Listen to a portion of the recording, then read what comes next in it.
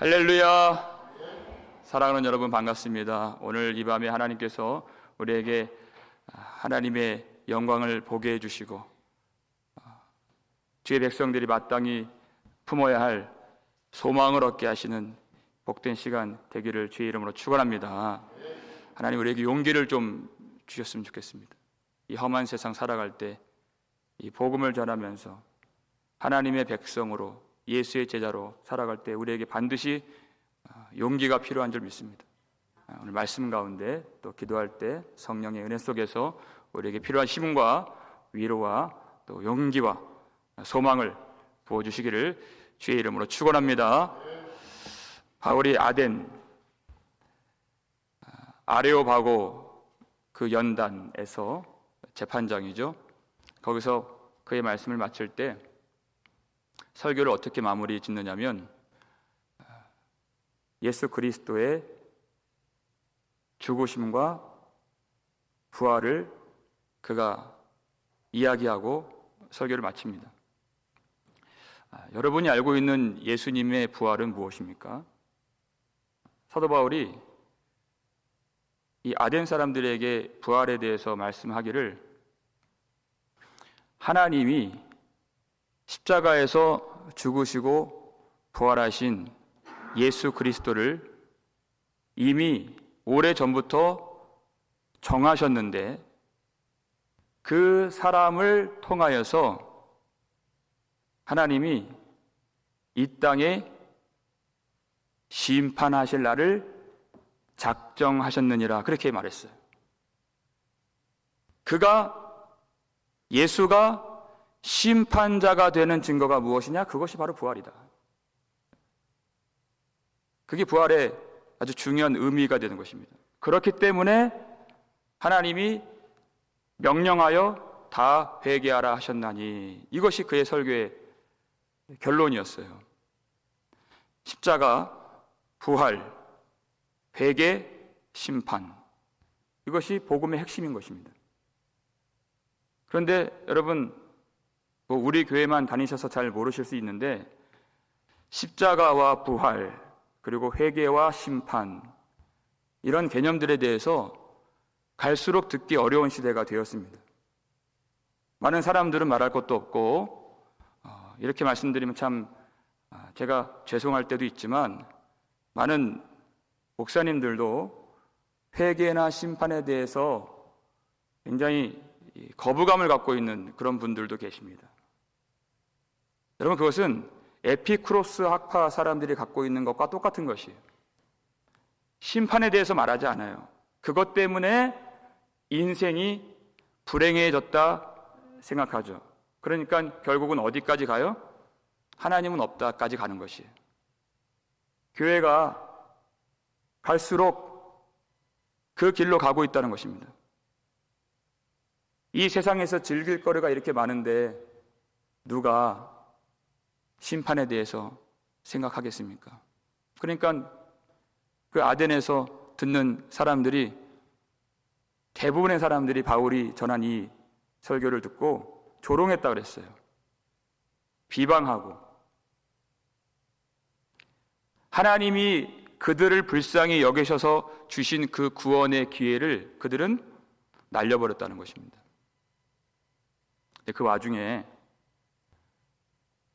그 와중에도 바울에게 가까이 나와서 그의 말씀을 믿는 사람들이 있었어요. 디오니시우라는 사람이 있었고 다마라 하는 여자가 있었고 또 몇 사람이 있었어요. 디오누시우는 그 아레오바고의 관리라고 했습니다. 여러분 그곳 관리가 믿을 줄 누가 알았겠습니까? 거기는 자칫 잘못 말하면 바울에게 사형 선고도 내릴 수 있는 그런 재판 자리예요. 그런데 하나님은 그 관리를 변화시켜 주셨습니다. 그것이 그가 끌려간 하나님의 뜻이 되는 것입니다. 그래서 우리는 하나님의 손에만 끌려다니면 되는 것입니다.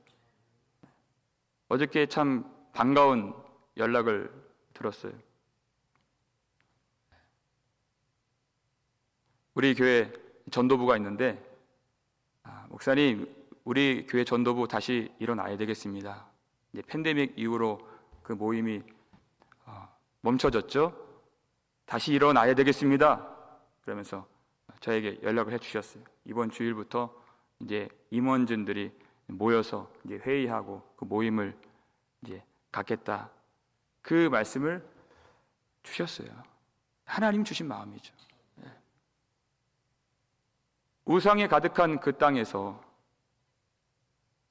사도 바울은 안 된다고 생각하지 않았습니다. 그리고 하나님 주신 대로 복음을 전한 것이에요.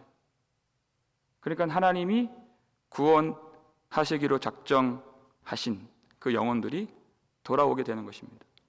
우리는 하나님이 전하라 하시면 전하고 가라 하시면 가고 그의 손에만 붙들린 바 되어서 살아가면 되는 것입니다. 두려워할 것이 없어요. 내가 너희와 항상 함께 있으리라. 주님 약속해 주셨잖아요.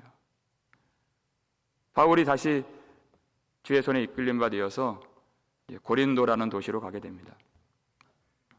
아덴하고 한 80km 떨어진 비교적 가까운 도시죠. 이 고린도라고 하는 이 도시는 기원전 한 146년 전, 그러니까 바울이 지금 들어간 이 시점으로부터 한 200여 년 전에 로마 제국에 반항하는 그런 반역의 일이 있었어요. 그래서 안가품을 품은 이 로마가 이 고린도 땅을 완전히 쑥대밭을 만들었습니다. 그리고 100년 후 줄리어스 시저가 이 도시를 재건했어요. 그때부터 고린도에 있는 항구들이 유명했는데 그 아시아와 유럽을 잇는 그 항구가 고린도에 있었습니다. 그 항구를 중심으로 해서 상업이 발달되는, 그래서 그리스 안에서 가장 큰 도시가 그때부터 이루어진 것입니다. 돈이 많죠. 돈이 많은 것도 특징이지만 고린도 하면 가장 큰 특징 중에 하나가 성적으로 문란하다라는 것이. 그래서 고린도라고 하는 그 이름을 따서 만들어진 헬라어 단어가 있어요. 그 단어가 음행하다는 뜻입니다. 고린도라는 도시가 들어간 단어. 행음하다, 성적으로 문란하다. 그럴 정도로 이 고린도 도시가 도덕적으로, 영적으로 타락했는데 하나님이 바울을 그 땅에 보내세요.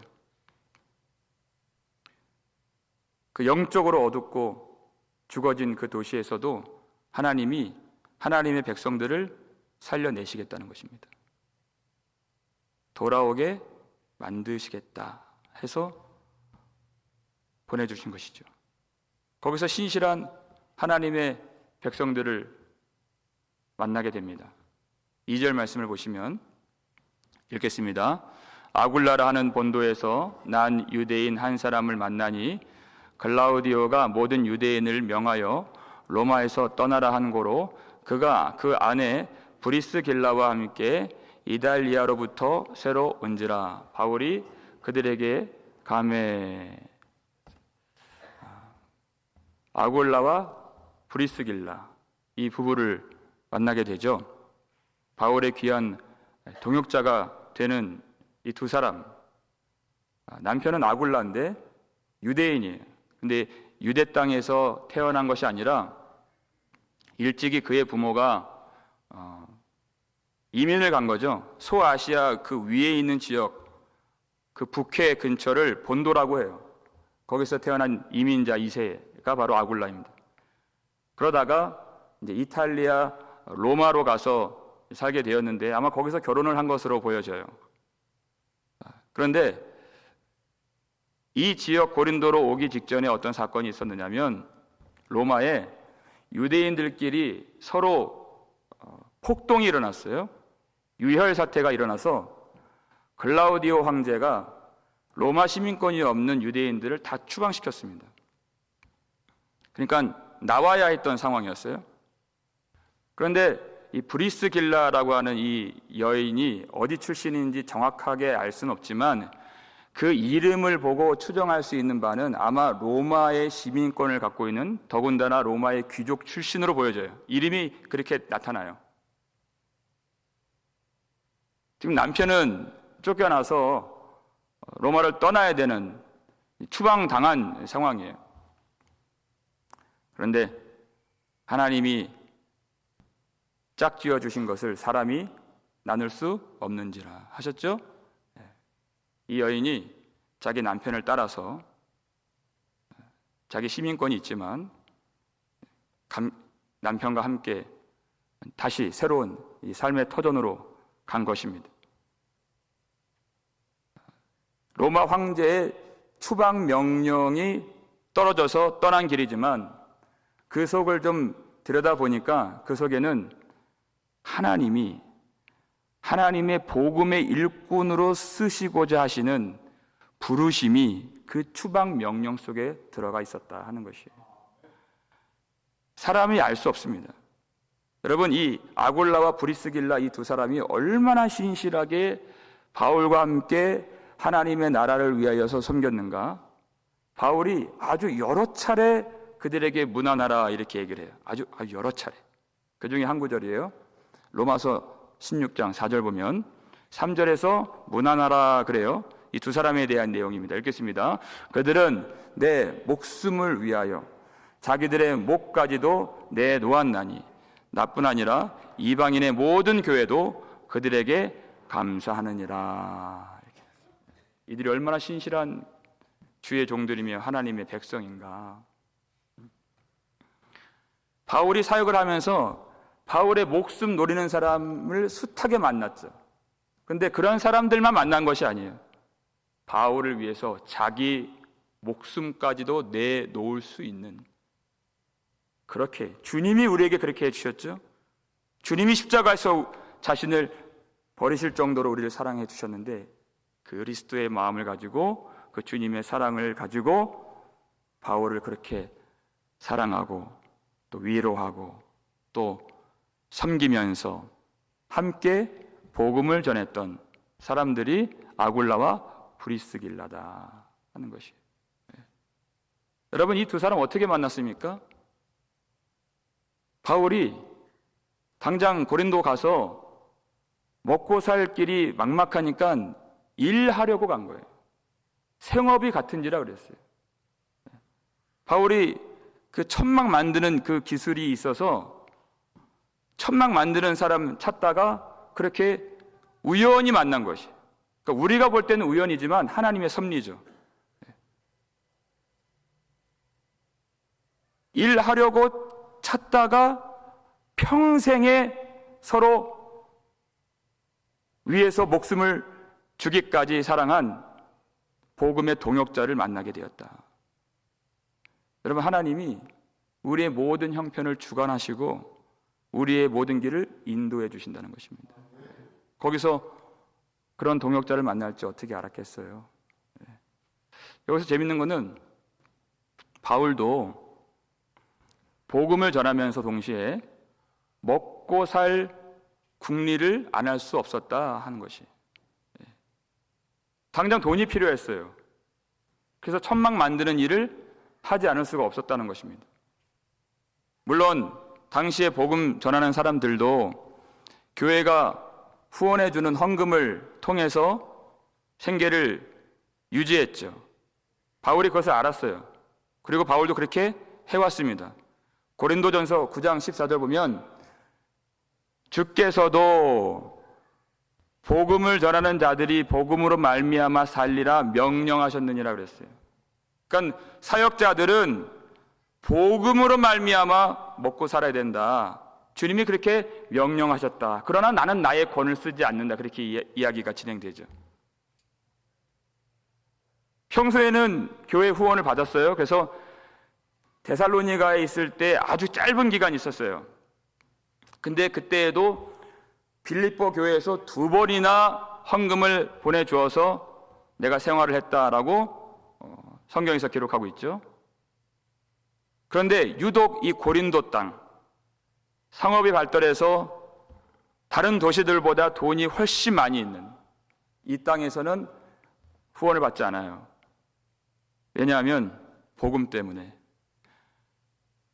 그 당시 많은 순회 강연자들이나 철학자들이 삶의 지혜를 준다고 말씀을 전하고 돈을 받는 일들이 많이 있었기 때문에 자칫 자기가 복음을 전하고 돈을 받는다면 이 복음이 그들이 전하는 이 세상의 허탄한 그런 가르침의 하나일 것이라고 생각할까봐 우려가 되어서 복음이 굴절되고 오해를 받을까봐 자기의 권리를 쓰지 않겠다 하는 것입니다. 그래서 그는 힘들지만 주중에는 열심히 천막 만드는 일을 하면서 그리고 안식일이 되면 안식일에서 회당에서 유대인들에게 그리고 헬라인들에게 하나님 말씀을 강론하고 복음을 전했다 이렇게 되어 있어요. 그런데 그가 계속해서 일과 이 사역을 병행했던 것은 아닙니다. 5절 말씀 볼까요? 읽겠습니다. 실라와 디모데가 마게도냐로부터 내려오매 바울이 하나님의 말씀에 붙잡혀 유대인들에게는 예수는 그리스도라 밝히 증언하니 이렇게 되어 있어요. 일과 복음 증거 사역을 병행하다가 어느 기점으로 해서 바울이 하나님의 말씀에 완전히 붙잡혀 사역에 집중했다 그 뜻이에요. 그때가 언제일까요? 실라와 디모데가 이제 고린도에 와서 합류했을 때, 마게도냐로부터 내려왔을 때예요. 이 실라와 디모데 2차 전도 여행의 중요한 동역자들이죠. 그런데 이 베레아에서 핍박을 받고 바울만 급히 아덴으로 오게 되었어요. 그리고 나서 합류한 것처럼 이 사도행전에는 보여지지만 데살로니가전서 3장 첫째 부분을 보게 되면은 아덴에서 이들이 다시 만났습니다. 그리고 나서 다시 실라는 빌립보 교회로 그리고 디모데는 데살로니가 교회로 바울이 다시 보냈어요. 왜냐하면 그들에게 이제 막 예수를 믿게 된 성도들에게 복음이 필요하기 때문에 그 교회를 돌봐야 하기 때문에 다시 보낸 거예요. 그리고 나서 이 고린도에서 또 합류하게 된 것입니다. 그랬을 때 실라와 디모데가 바울에게 찾아왔을 때 무엇을 들고 왔을까요? 첫 번째, 교회들이 하나님의 말씀으로 평안하여 든든히 서 가고 있다고 하는 좋은 소식입니다. 그 소식을 받았어요. 그리고 두 번째, 무엇을 가졌어요? 성도들이 자기에게 복음을 전해준 바울을 위해서 바울의 쓸 것을 채우기 위해서 그리고 이 사역을 위해서 헌금을 한 것을 가지고 온 것이. 그리고 나니까 바울이 더 이상 이제 일할 필요가 없이 하나님의 말씀에 붙잡혀 온전히 집중하여 이 복음을 전할 수 있게 되었더라 하는 것이죠. 여러분, 실라와 디모데가 이제 바울하고 합류했습니다. 이 두 사람이 온 것은 그저 두 사람이 온 것이 아니에요. 실라를 통해서 빌립보 교회가 온 것입니다. 그렇죠? 디모데를 통해서 데살로니가 교회가 함께 온 것이에요. 그러니까 그들이 하나님의 말씀 안에서 온전히 서가고 있고 믿음이 세워지고 있고 주님을 바라보고 있다는 그 소식과 함께 이 두 사람이 왔기 때문에 바울이 이제 안심하고 그의 복음 증거 사역에 집중할 수 있게 되었더라 하는 것입니다. 여러분, 이것이 굉장히 중요한 것입니다. 만약에 빌립보 교회가 분열이 일어났다, 다툼이 일어났다, 교회에 시험에 드는 그런 사건이 일어났다, 여러 가지 어려운 일이 벌어졌다, 그런 그 소식이 들려요? 그러면 그것 자체가 바울을 연약하게 만드는 것이에요. 그래서 이 하나님의 말씀, 예수는 그리스도시라 하는 그 말씀을 온전하게 전하기에는 부족함이, 그리고 또 연약함이 생길 수밖에 없는 것이에요. 근데 그러지 않았다는 것이에요. 그 좋은 소식과 함께 그 좋은 소식의 증거가 되는 것이 바로 헌금이에요. 그들이 하나님 말씀으로 믿음이 자라고 있다고 하는 그 증거가 그 헌금이죠. 그러니까 쓸 것도 채워지고 마음도 평안하게 되어서 이 고린도 땅에서, 이 음란한 땅에서 신실하게 집중되게 하나님 말씀을 증거할 수 있게 된 것입니다. 무엇입니까? 교회는 예수 그리스도 안에서 저 멀리 있으나 가까이 있으나 한 몸이 되었다는 것이에요. 정말 중요한 것입니다. 그리고 우리가 이 한 몸 된 이 연합의 기쁨을 항상 구하고 우리가 모이기를 힘써야 된다는 것이에요.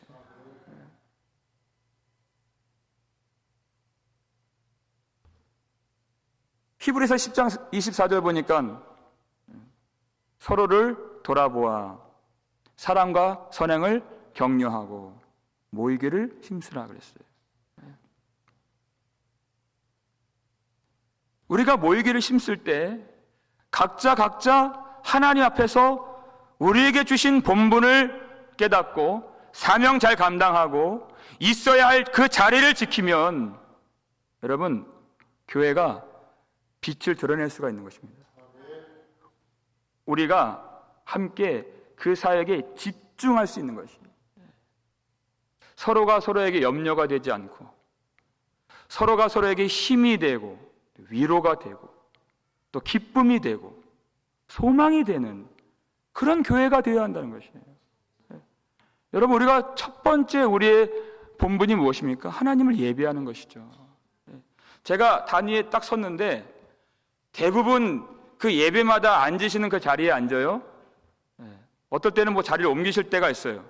그러면 그때도 왜 저기 앉으셨다가 저기 앉으셨을까? 그게 탁 설교를 해야 되는데 그 고민이 탁 들어와요.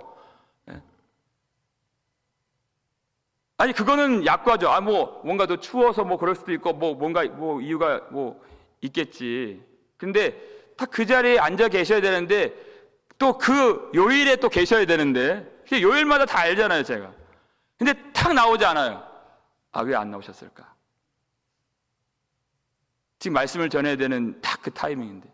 그러니까 집중이 그만큼 떨어지는 거예요. 여러분, 우리가 다 이거 알고 있어야 됩니다. 그만큼 약해지는 것이에요.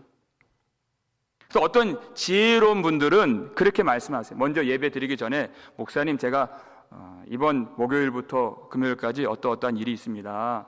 제가 병원 수술 받으러 갑니다. 검사 받으러 갑니다. 그때 어떤 일이 있습니다. 미리 말씀해 주시면 제가 알죠. 그럼 제가 그런 염려를 하지 않아요. 그러면 집중되게 말씀을 전할 수 있는 것이에요. 이것이 우리 교회가 한 몸이라는 것이에요. 말세가 되면서 사랑이 식어지고 불법이 성행해지고 다 자기를 사랑하고 돈을 사랑하고 개인주의적인 그런 요소가 강해진다 그랬어요, 성경에서. 본인은 예배를 드린다고 생각하는데 다 뿔뿔이 흩어져서 개인주의적으로 예배를 드리는 것이에요.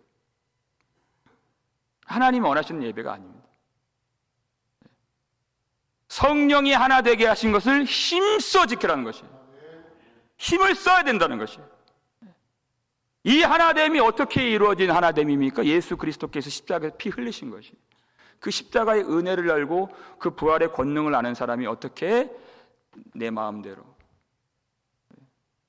나는 예배를 드리니까 괜찮아, 그런 생각을 절대 가질 수 없다는 것입니다. 교회가 하나 되는 것을, 혹 내가 있어야 할 자리를 내가 지키지 못함으로써 염려가 되지 않도록 그것까지 생각하는 것이 성숙한 믿음인 것입니다. 빌립보 교회가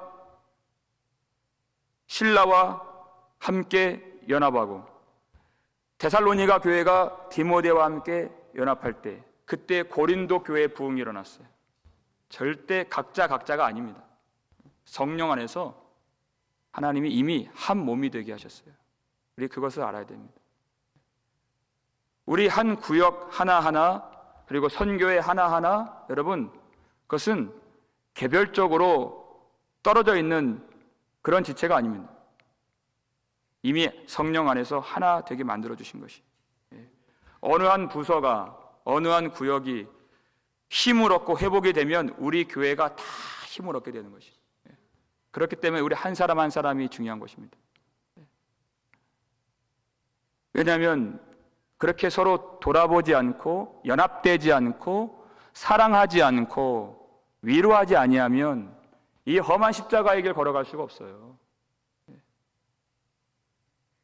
하나님이 우리에게 주신 위로가 어떻게 흘러갑니까? 하나님의 백성을 통해서, 하나님의 사람을 통해서 흘러가는 것이에요. 여러분, 바울이 당면한 이 복음 증거 사역이 얼마나 힘들고 어려운, 고난이 많은 사역이었습니까? 그러나 하나님이 붙여주신, 하나님이 세워주신 동역자, 하나님이 때를 따라 돕는 은혜를 허락해 주실 때 그 돕는 성도들을 통해서 그 일을 능력 있게 감당하는 것이에요. 얼마나 어려운 일이 많을까요? 6절 말씀 볼까요? 읽겠습니다. 그들이 대적하여 비방하거늘 바울이 옷을 털면서 이르되 너희 피가 너희 머리로 돌아갈 것이요 나는 깨끗하니라. 이후에는 이방인에게로 가리라 하고 그랬어요. 유대인들이 안식일마다 강론하고 복음을 전하니까 이제는 아주 적극적으로 바울을 대적하고 비방했다는 것은 욕을 하고 저주하고 회방했다는 뜻이죠. 그 사역을 가로막고 방해하고 괴롭히고 핍박하고 그런 일을 다 당해야 돼요.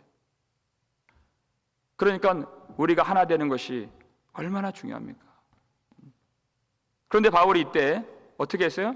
자기 옷을 툴툴 털면서 너희 피가 너희 머리로 돌아갈 것이요 이렇게 얘기했어요.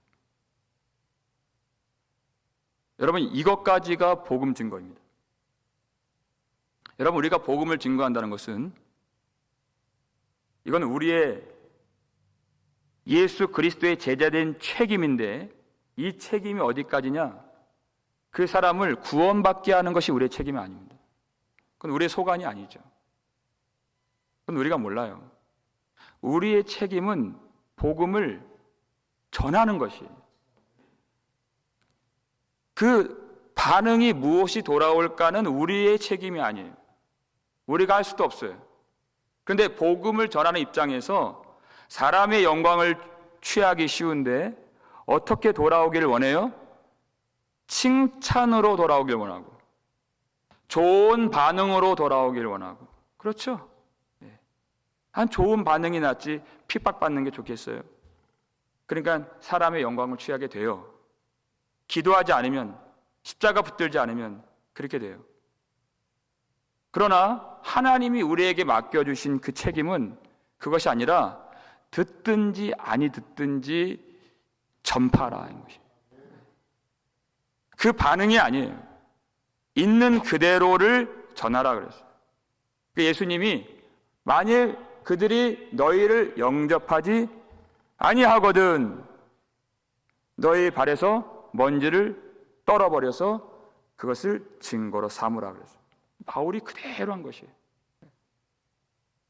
그 먼지와 같이 너희가 복음을 받지 않았기 때문에 이제 너희에게는 심판이 있을 것이다. 그 뜻이에요. 그걸 전하라는 것이. 내가 반응을 기대했다면 이 말을 어떻게 해요? 못하죠. 예수님 그렇게 하라고 그랬어요. 더군다나 이 말씀을 듣고 있는 사람들이 유대인들입니다. 먼지를 떨어버려라 하는 것은 너희가 하나님의 백성이 아니다 그 뜻이에요. 유대인들이 이 말을 받았을 때 여러분 그들의 얼굴이 상상이 되세요? 하나님 백성이 아니다 이렇게 말하는 것이에요. 예수님 그렇게 하라 그랬어요. 그렇게 해야, 그렇게 해서라도 하나님이 돌이키길 원하신다는 것입니다. 그게 마지막 복음입니다. 먼지를 떨어버리는 것. 거기서 정말 어찌 감히 유대인인 나에게 하면서 얼굴이 붉어지고 자존심이 상하고. 하나님 백성이 아니에요. 근데 거기서 말씀이 찔림을 받아서 구원에 대해, 영혼에 대해, 내가 알고 있는 말씀에 대해서, 존재에 대해서, 하나님에 대해서 고민하게 되고, 그 고민 속에 성령의 은혜가 있어서 예수 그리스도의 복음을 믿게 하신다면 하나님 백성인 것이죠. 예수님이 그렇게 명령하신 그 유래가 있어요. 에스겔 33장 말씀인데, 공교롭게도 오늘 새벽에도 33장 11절 말씀을 언급했죠, 마지막에. 거기에 앞부분을 보게 되면 하나님이 파수꾼을 세우시는 그 장면이 나와요. 파수꾼의 사명이에요. 이 민족에 이제 큰 전쟁이 일어나고 이제 칼이 일어날 때, 그때 파수꾼이 어떻게 됩니까? 파수꾼의 책임이 무엇이에요? 나팔을 불라는 것입니다. 이게 파수꾼의 책임이에요. 나팔을 불었어요. 이제 적군들이 구름을 일으키면서 다가올 때 파수꾼이 나팔을 불죠. 그런데 이 백성들이 그 나팔 소리를 듣지 아니하고 정신을 차리지 못하고 그 칼에 맞는다면 그 책임은 누구한테 있습니까? 그들 자신들에게 있는 것이에요. 그때 너희의 피가 너희 머리로 돌아갈 것이요. 그 말씀이 거기에 나와요. 그런데 그렇지 않은 경우, 적군들이 밀고 들어오는데 파수꾼이 나팔을 불지 않아요. 그리고 백성들이 칼에 맞아 지금 죽어가고 있습니다. 그러면 그 책임이 누구한테 있느냐? 그 죄를 내가 파수꾼 너의 손에서 찾으리라 그랬어요. 전하지 않는 그 책임, 그것을 하나님이 물으시겠다. 근데 바울은 전한 것입니다. 에스겔도 유대인들에게 전한 것이고 바울도 지금 유대인들에게 전한 것이에요. 그리고 먼지를 떨어버리는 것은 너희는 너희가 유대인인 줄 알고 하나님의 백성인 줄 알지만 너희는 하나님의 백성이 아니다 하는 그 뜻이에요.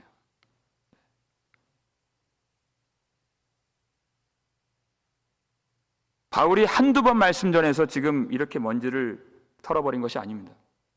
4절에 안식일마다 강론하며 그랬어요.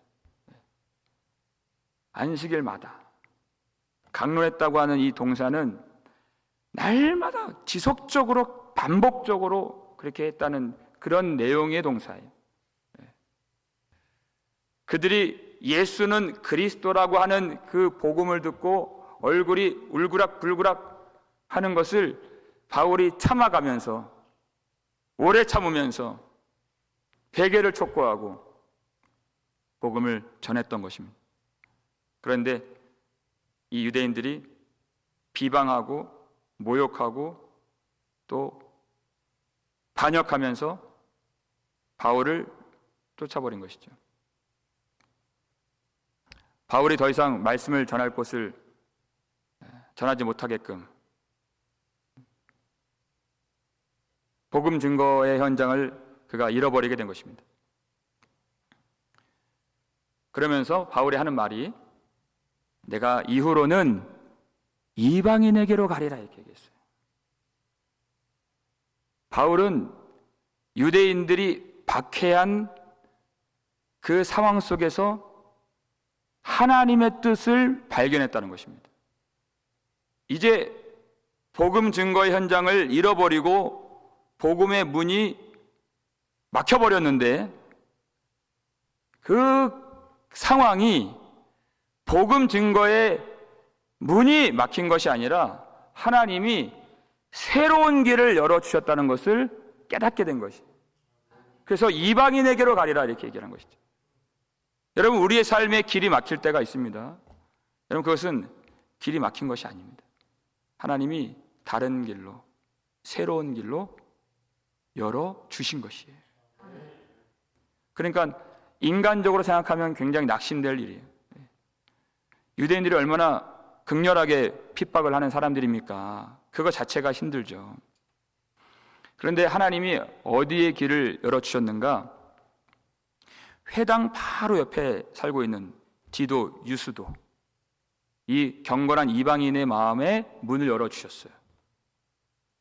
그 유스도가 회당에서 바울이 전한 말씀을 계속 들었다가 그가 쫓겨나게 되니까 자기 집을 오픈해서 복음을 전할 수 있도록, 그리고 바울의 말을 듣고 세례를 받고 이제 예수를 믿고 진정한 하나님의 백성이 되기로 한 것입니다.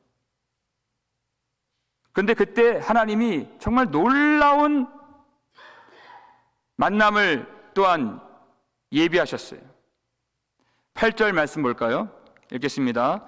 또 해당장 그리스보가 온 집안과 더불어 주를 믿으며 수많은 고린도 사람도 듣고 믿어 세례를 받더라. 이렇게 되어 있어요. 지금 회당에서 말씀을 들었던 디도, 유스도 이 사람이 하필이면 이 회당 바로 옆에 살아요. 그 집을 열어서 이제 거기가 교회가 됐어요. 예수는 그리스도라, 그 말씀이 이 교회에서 선포가 되는 것이에요. 그것도 우라가 치미는데 더 황당한 일은 회당장이 바로 그 교회를 다닌다는 거예요. 바로 옆에 있는 회당장입니다. 그러니까 회당장이라고 하는 그 모든 권위, 그 명예, 그 존경을 다 버리고 그 옆에 있는 그 바울의 복음이 선포되는 그 교인이 된 거예요. 그러니까 유대인들이 얼마나 그를 비난했겠습니까? 욕을 하고 저주를 하고, 그럼에도 불구하고 상관이 없어요. 이제 참 주인을 만났기 때문에. 예수는 그리스도라. 예수님 만난 거예요. 예수님을 만나니까 그 가정에 있는 모든 사람들이 다 예수를 믿게 되었다 그랬어요. 그리고 이 회당장이 이 교회를 다니고 예수를 믿는다 그러니까 그것이 이 복음 증거의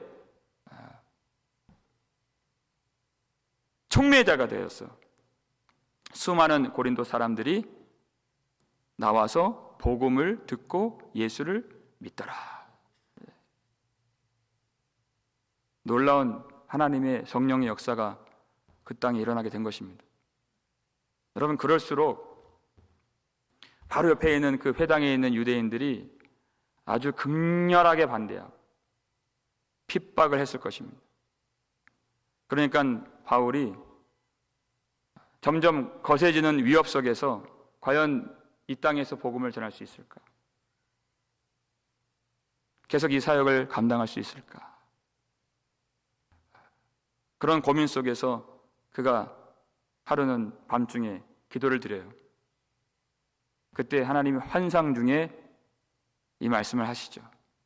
9절 말씀입니다. 읽겠습니다.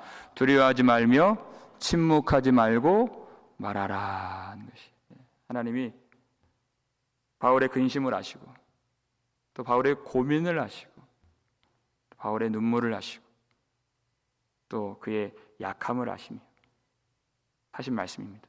두려워하지 말라, 침묵하지 말고 말하라.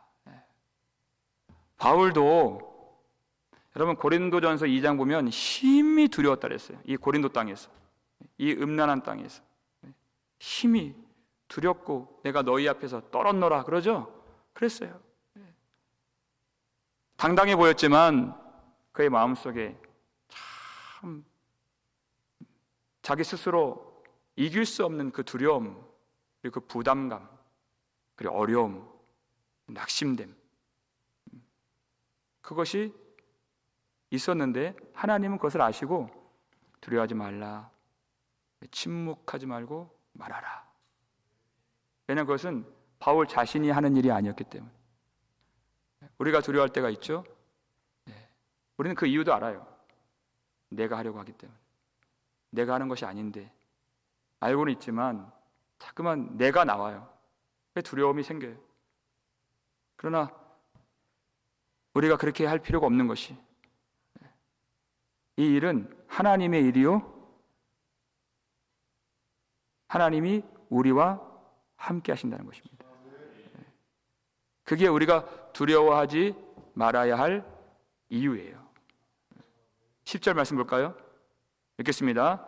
내가 너와 함께 있음에 어떤 사람도 너를 대적하여 해롭게 할 자가 없을 것이니 이는 이 성 중에 내 백성이 많음이라 하시더라.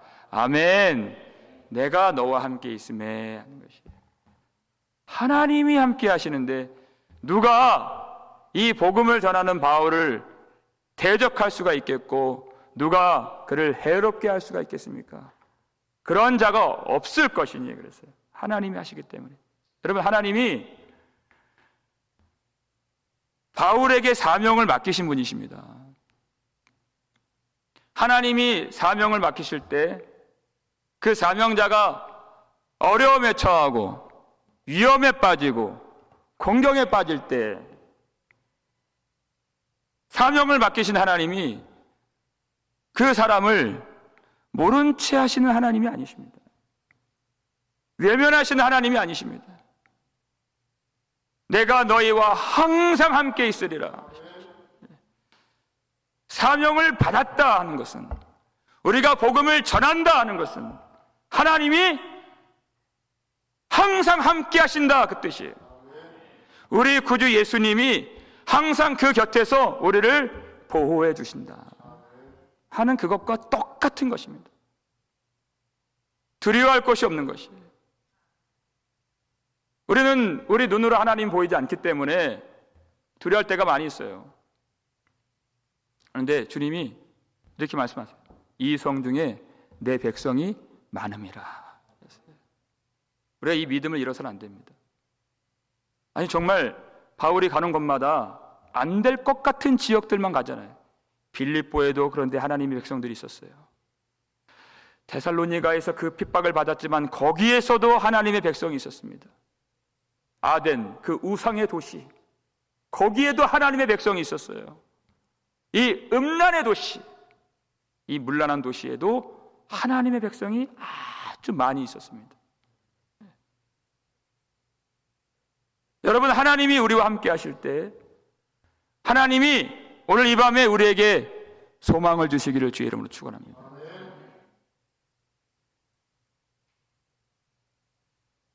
우리가 복음을 전한다면 이 성 중에 내 백성이 많음이라.